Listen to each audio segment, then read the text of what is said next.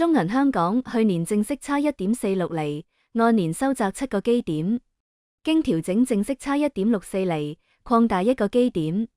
副總裁兼財務總監劉成剛表示，現時在港股較熾熱，境外資金持續流入，即使美國聯儲局減息步伐仍然不確定，但預計市場利率將呈下行趨勢，未來將增加非利息業務貢獻，以減輕對淨息差的壓力，亦會保持淨利息收入平穩。對於集團今年計劃由今年起按季度派發股息，公司表示旨在讓股東盡早收到股息回報，提升投資靈活性，又說是市場同業的一貫做法。副董事長兼總裁孫旭提到，新一份施政報告和財政預算案聚焦改革求變，對接國家發展戰略和中央惠港措施的步伐不斷加快，都有利鞏固香港作為國際金融中心的地位。